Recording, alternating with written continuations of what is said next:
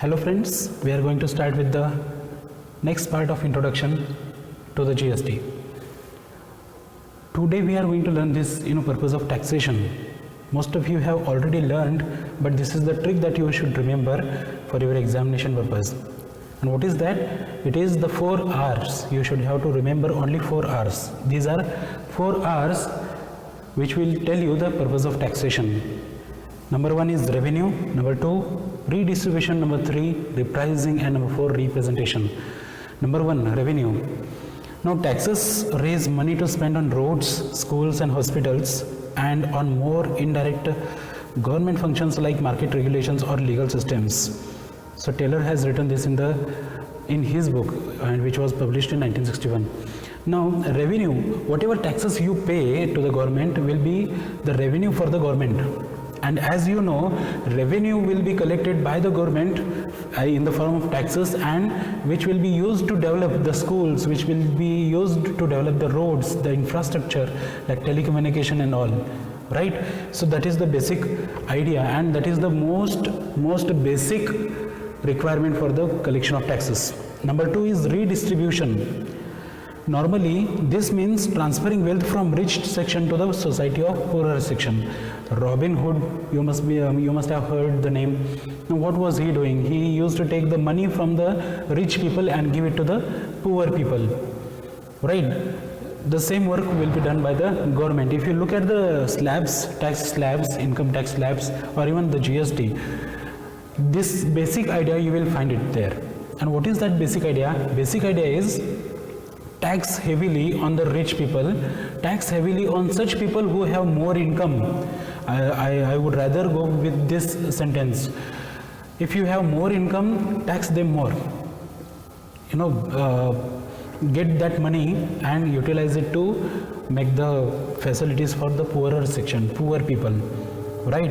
That is the redistribution. And then repricing. Taxes are levied to address externalities, like tobacco is taxed heavily, for example, okay, to discourage the smoking, right?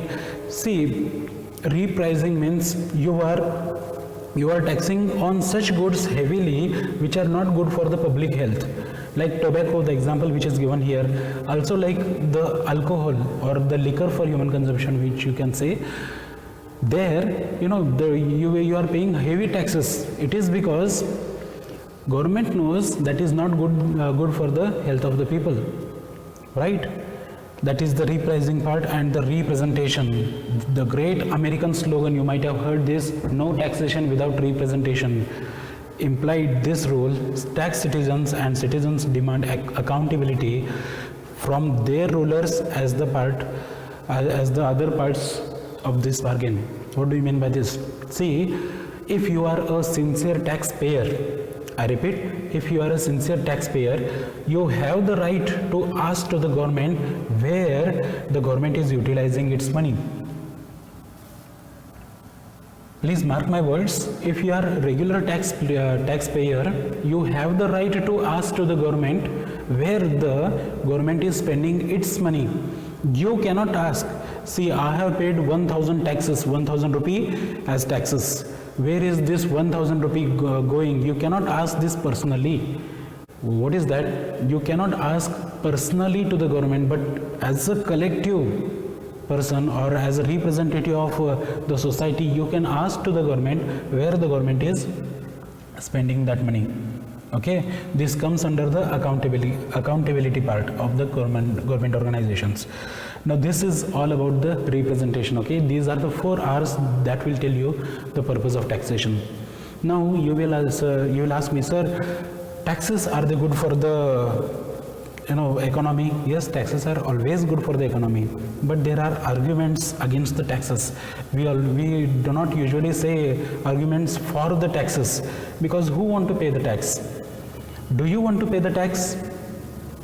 You may say yes, but if I say you are earning 100 rupees, let us say, example, you are earning 100 rupees, government will come to you, give me 30 rupees. You will ask why? Taxes. No, how much are you left with? 70. See, Don't you think this is injustice? You are earning 100 rupee, but with you is only 70 rupee. Where is that 30 rupee going? Where is that 30 rupee going? That 30 rupee is the taxes. Now government, can you ask to the government where these 30 rupees utilized? You can ask, but there is general understanding. You are living here in this country. You are utilizing the services given by the government.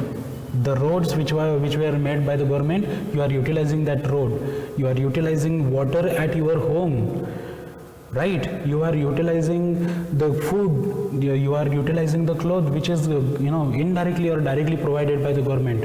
You are utilizing all such services. For such service, government is asking you 30 rupees. Please understand this. Right? So extra 70 rupee which is left with you out of that 100 rupee is your earning, and you are given free hand to utilize it. Understanding this is the basic concept of taxation. Now still we speak about arguments against the taxation. It is because we are always against paying high taxes. What if I take only 10 rupee from you, not taking 30 rupees from you? You will say, you will be very happy. Arey, I used to pay 30 taxes, now I am only paying 10 rupees as tax. I am happy because I am paying less taxes, because I am left with 90 rupees to spend. Right? You will be happy.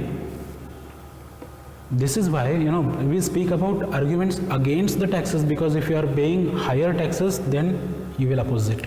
Now let us see what are those. Rate of tax is too high. Everyone say rate of tax is very high.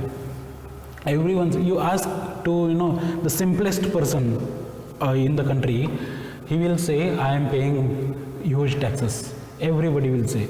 But if you stand on the part of the government and then look at the expenditure that government is making on the people, then you will say, Arey, we are collecting very less taxes. And government will find its equilibrium somewhere, and it will fix its rate. It is a part of revenue and economics, right? Economists will do that. Here we will understand only taxation part. The second part is your unfair tax is collected from the people. Unfair tax. Why you say unfair tax?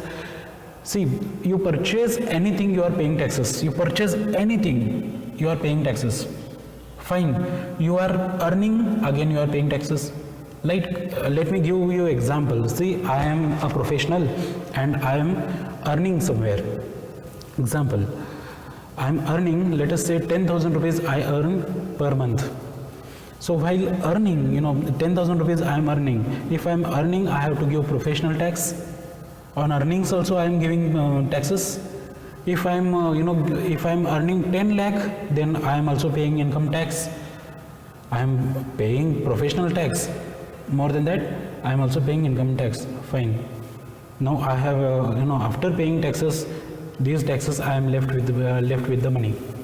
And now, with this money, if I go for a cinema hall, there also I am paying taxes. If I go to hotel, there also I am paying taxes. If I purchase a new phone, mobile phone for me, there also I am paying taxes. If I purchase any goods and service, I have to pay the taxes. Now, don't you think tax is everywhere? Tax is everywhere. Tax is everywhere. See, this is what I was speaking about, unfair tax. Unfair tax is collected from poor people. And some rich people pay less tax while poor pays high, and vice versa. There is a concept of tax avoidance, tax evasion, and tax planning. Tax planning is very beautiful thing, and government allows you to plan your taxes. Now, what do you mean by planning your taxes? See, I have 50 lakh rupee per month income. Example. In that case, I can plan my taxes and pay zero tax also. I will plan in such a manner that I am paying zero taxes. I can plan that way. So, am I poor? I am not poor. I have 50 lakh rupee per month income. How can I be poor? But yes, am I paying taxes? No. That is what I'm speaking here about. Some rich people, I don't say all, some rich people pay less tax while poor pay high, and vice versa. Poor person right? See, the person who is earning in daily wages, even for that person, if he goes in the market and purchase any good and service, he also has to pay the tax, the same tax which rich person pays. The same market where poor person goes and the same market where rich person also goes, there is same rate of tax. Don't you understand? See, this is what is the argument against the taxes we are speaking about. Government is wasting tax money inefficiently, in the brackets. Government is spending the money wasteful. I need not give an example. Are you happy with the smart cities? Are you happy with the roads that is built? Are you happy with the government services that is given to you? No. And if you are happy, fine, we will celebrate it. Even I am happy for that, if you are happy, because see, government is trying to be at its best with the minimum amount that it has, right? I am the educator and I will speak for the government, right? I will not speak against the government. Government is spending money on wrong and unnecessary things, see, digging the roads again and again. The new road is made and again in the next day BSNL people will come and again dig the road. Electricity department will come and again dig the road. PWD department will come and again dig the road for water pipelines. See, this is a routine work and we are used to it right now as on this date. Now, who is spending money for this? Government is spending whose money? Your money. So that is what we are speaking about, the negatives, the arguments against the taxes, right?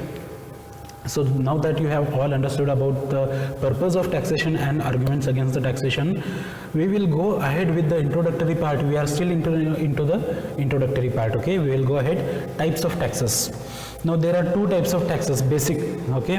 Direct tax and indirect tax. Direct taxes, as I had told you earlier, direct taxes, there is one best example, that is income tax, because you are directly paying to the government. Indirect tax is such tax where you are not directly paying to the government, but through someone else you are paying it to the government. Over, right?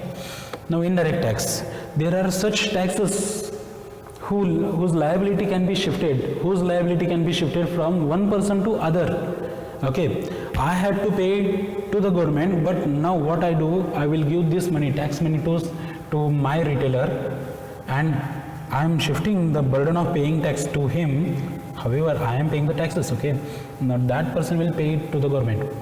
On the other hand, if there is a good and I am the retailer, if there is a good, I have to sell it. If I am selling it, I will collect the taxes from someone else and I will pay it to the government. What am I doing? Burden of paying that tax, getting that money and giving it to the government, I have to do it, right? So this is indirect tax. Some of the taxes are levied on the facilities and services you enjoy, and these come to be taxed by the government. That was what I was speaking about. The facilities, that infrastructure that you are utilizing, that you are enjoying, is managed by the government. Okay. Now this is the board, Central Board of Excise and Customs. CBEC was the board earlier. Now after GST, CBIC. Right. The name is changed.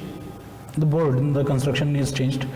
We will speak about the administration. CBIC, Central Board for Indirect Taxes and Customs. Please remember this, Central Board for Indirect Taxes and Customs, CBIC. Okay, earlier it was Central Board of Excise and Customs, is a part of Department of Revenue under the Ministry of Finance. We will see, that ministry classification and all. It deals with the task of formulation of policy concerning levy and collection of customs, central excise duties, central goods and service taxes, IGST, prevention of smuggling and administration of matters relating to customs, central excise, central goods and services tax, IGST, and narcotics, to the extent under CBIC's purview. See, all that work will be done by this CBIC. How important that department is. Most important is goods and services tax, which you are learning now. Now central excise duty is also there, and custom is also very important part of India. Please do not underestimate the customs. The board is this board we are speaking about, Central Board for Indirect Taxes and Customs, CBIC. Okay. The board is the administrative authority for its subordinate organizations. Subordinate organizations. There are subordinate organizations, including custom houses is one house. Central excise is another house. Central GST commissionerate is another house, right? And the Central Revenues Control Laboratory, right? These are the houses we are speaking about, and this is the structure of Ministry of Finance. Look at this: Department of Expenditure, Department of Economic Affairs, Department of Revenue, Department of Financial Services, and Department of Investment and Public Asset. We are speaking about the Ministry of Finance only, and here you will find all the ministries under the Government of India, right? Home Ministry we have Ministry of Corporate Affairs, Ministry of External Affairs, Ministry of Finance, Ministry of Commerce and Industry, and others. Under Ministry of Finance, we have these many departments: Department of Revenue, Economic Affairs, Disinvestment and Expenditure. And then under Department of Revenue, IRS, you might have heard about this, right? Under the Department of Revenue, CBDT and CBIC are the two boards. CBDT is Central Board for Direct Taxes, income tax, your income tax. And now this is CBIC, Central Board for Indirect Taxes and Customs. Under this CBIC, we are going to learn GST, right? Now, types of indirect taxes. These are the different types: value added tax, sales tax, service tax, goods and services tax, excise duty and central custom duty and octroi. Are these all taxes already gone? No, it is not gone. I am to say it is not scrambled. These taxes are still there. It is applicable on select goods and services, right? Let me tell you, 99% goods and services fall under the GST. That remaining 1% goods and services fall under all these acts, okay? Other acts other than GST. Other taxes, other than those, we have these many: professional tax, property tax, entertainment tax, stamp duty, registration fee, transfer tax, and then entry tax, road tax, toll tax. So many, there are so many indirect taxes, many others. Now there are merits and demerits of indirect taxes. There are merits. It is very convenient for the taxpayers. Array, beautiful man.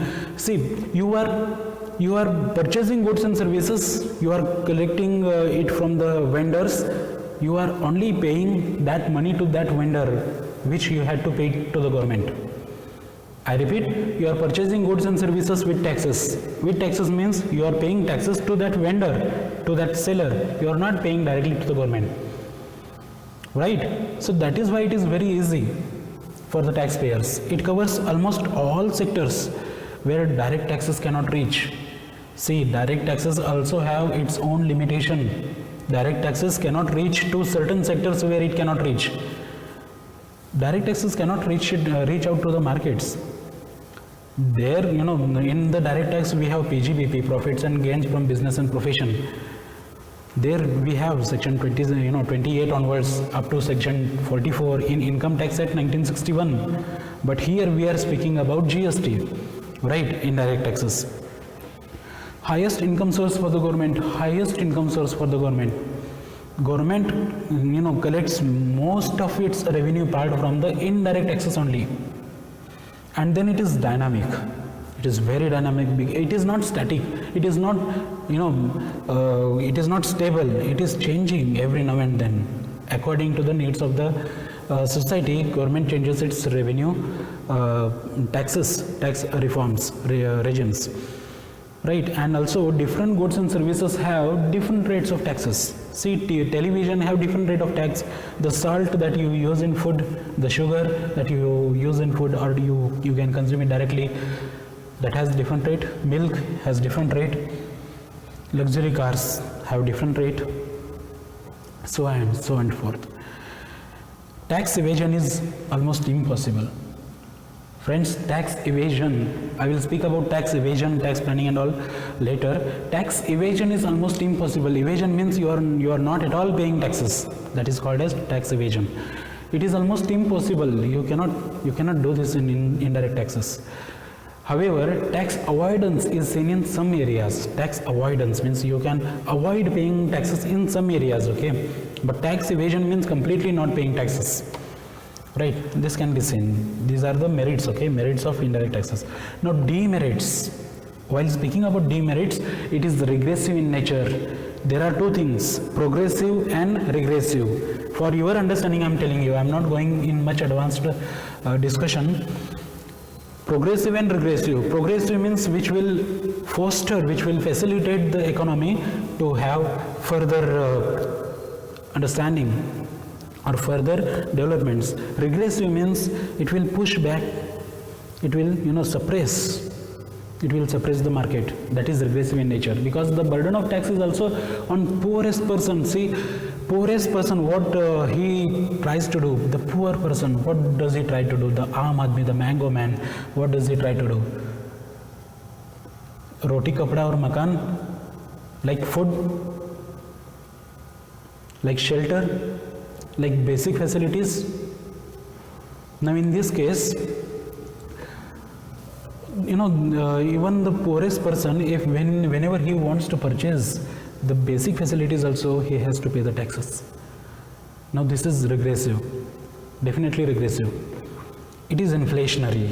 Second part, the indirect taxes are inflationary, because if you are collecting high taxes on goods and services, the rate of the price of goods and services will go higher, and therefore it is inflation. What do you mean by inflation? You are paying more price for the same goods and service. That is inflation, right? Tax evasion and tax avoidance is possible by showing less turnovers or sales. Yes, it is possible, but it is difficult. It is difficult, but it is possible. It is uncertain. See, indirect taxes are uncertain. Government cannot estimate exactly how much revenue could be raised. See, I will ask you a simple example. You tell me how much worth goods and services are you going to purchase in the next month? Do you have any answer, exact figure? No. Now if you are individual, right? If you individually do not have this answer, how the government, see, having 130 crores of people, how the government can estimate? Estimation is impossible, right? So it is uncertain, but however, government takes its own parameter and it starts estimating it, right? So that's all you have learned for today in this video. So far we have studied purpose of taxation, like 4 R's if you remember, types of taxes, direct tax and indirect tax, administration of indirect taxation, CBIC and CBEC, structure of CBIC we have seen, and ministries, different ministries and departments, houses, boards we have seen. Then types of indirect taxes, and then merits and demerits, that is what you have learned, and other types of taxes. Right? Other types of taxes, that is what you have learned in this video, right? See you in next video. If you like this video, please like it and comment. Thank you.